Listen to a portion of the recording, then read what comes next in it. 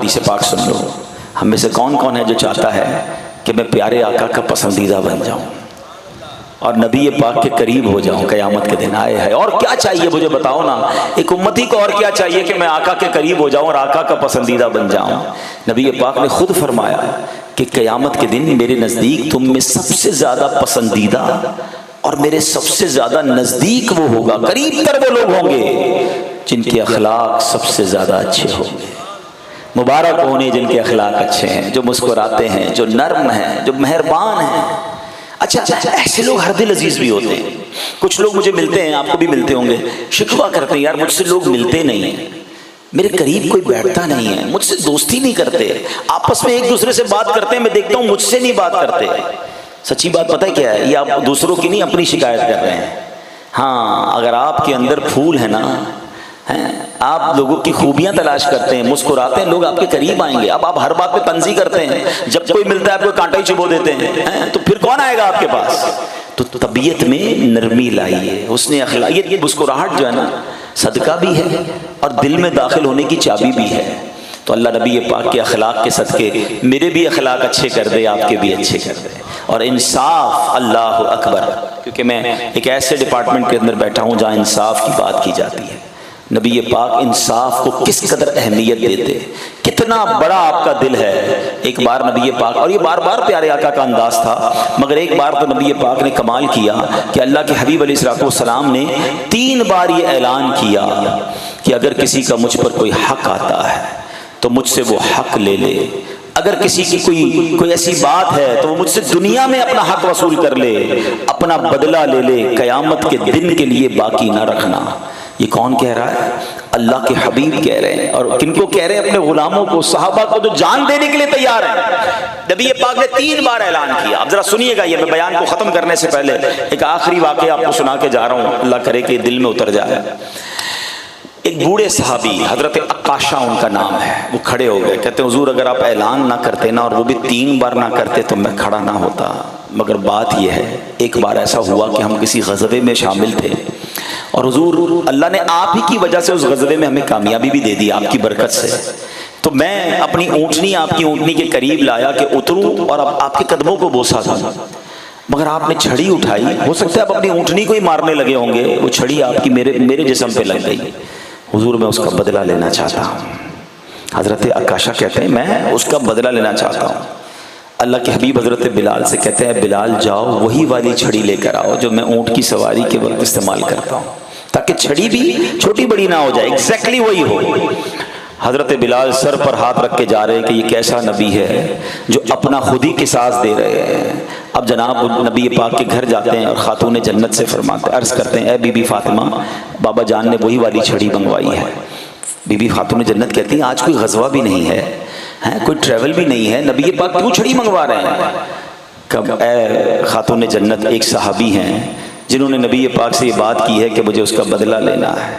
حضرت فاطمہ تڑپ گئیں کہ اے بلال یہ کیسی بات کر رہے ہو؟ اگر واقعی کسی نے نبی پاک سے بدلہ لینا ہے تو اس بجوے میں امام حسن اور حسین بھی ہوں گے، میرے بچے وہاں موجود ہیں، ان کو کہنا دیکھو نانا جان کو چھڑی نہ لگے، اپنے آپ کو پیش کر دینا۔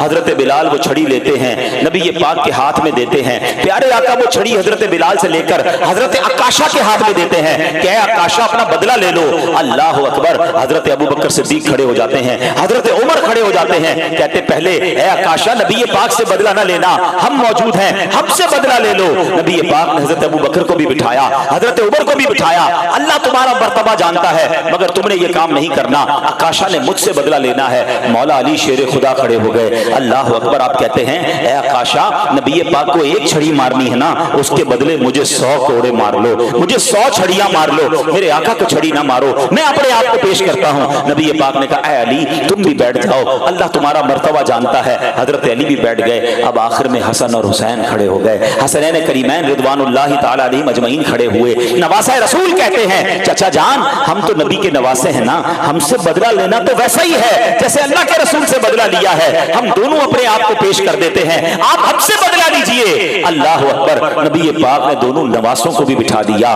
اب حضرت عکاشہ ہیں اور نبی پاک ہیں، اللہ کے نبی نے اپنا کرتا اوپر کیا، نورانی جسم چمکنے لگا۔ اب صحابہ کی آنکھوں میں آنسو ہیں، کوئی چیخ رہا ہے کہ ان کو ہو हो क्या गया है कि क्यों नबी पाक के साथ ऐसा कर रहे हैं, मगर उन्हें मालूम नहीं था। हजरत अकाशा दौड़ते हुए आए, नबी पाक के जिस्म से चिमट गए, आका के जिस्म को चूमने लगे, कहते हुजूर मुझे माफ कर दें। नबी पाक ने फरमाया अकाशा बदला नहीं लेना। कहते हुजूर मैंने क्या बदला लेना है हुजूर। तो नबी पाक ने फरमाया या तो बदला लो या माफ कर दो। कहते हुजूर मेरी क्या औकात मैं आपको माफ करूं, मगर आप फरमा रहे हैं तो चले मैं आपको माफ करता हूं इस नीयत से कि अल्लाह मुझे भी माफ फरमा दे। सुनो तो सही, हजरत अकाशा के इस पूरे एपिसोड के बाद नबी पाक का बर्ताव क्या है उनके साथ। अल्लाह अकबर। नबी पाक फरमाते किसी को जन्नत में मेरा रफीक देखना है तो इस बूढ़े सहाबी को देख ले। साहबा खड़े हुए हजरत अकाशा का माथा चूमते हैं, कहते हैं अकाशा तुम तो कामयाब हो गए, अल्लाह के नबी ने तुम्हें जन्नत में अपना साथी करार दे दिया। मगर ऐ मेरे प्यारे इस्लामी भाइयों, what we learned with that incident, हमने क्या सीखा कि वो अल्लाह के हबीब हैं, मगर सिखा क्या रहे हैं कि दुनिया में माफी मांग लो, दुनिया में बदला दे दो।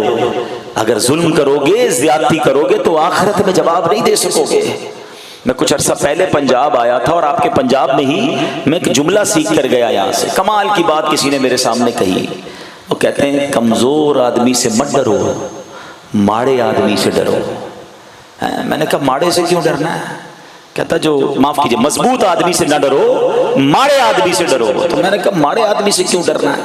कहता मजबूत आदमी तो तुमसे अपना बदला खुद ही ले लेगा, माड़ा बिगाड़ कुछ नहीं सकेगा, मगर अल्लाह की बारगाह में जब हाथ उठाएगा ना तो वो दुआ अर्श तक जाएगी, फिर जालिम को बचा कोई नहीं सकेगा। हाँ मैं सही बता रहा हूँ मेरे वकला, मेरे ताजरान, जितने लोग यहाँ बैठे हैं, कभी जिंदगी में किसी पर ज्यादती मत करना। कुछ लोग समझते हैं मेरा कोई कुछ बिगाड़ नहीं सकता, मेरे आगे कौन बोल सकता है, मेरे तो स्टेटस ऐसा है, मेरा तो मर्तबा ऐसा है, अरे मुझे कौन कुछ कह सकता है, कोई कुछ मेरा बिगाड़ नहीं सकता।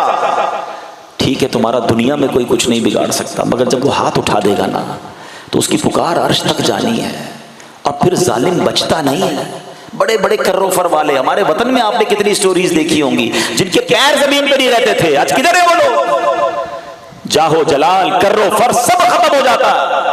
बल्कि मैं मशवरा देता हूं आपको, कभी जिंदगी में ऐसा फील करो ना कि यार कारोबार भी ठीक था, फैमिली भी जबरदस्त, सेहत भी मजेदार, लाइफ गोइंग वेरी गुड, और अचानक आपको फील हो कि यार कुछ गड़बड़ हो गई है, सेहत भी ठीक नहीं चल रही, बच्चों में भी प्रॉब्लम, फैमिली में लड़ाई झगड़े, कारोबार भी डेमोलिश हो रहा है, हुआ क्या? तो ट्राई टू चेक, किसी का दिल तो नहीं तोड़ दिया, किसी की ज्यादती तो नहीं हो गई। हाँ हाय जो है ना ये बर्बाद कर देती है।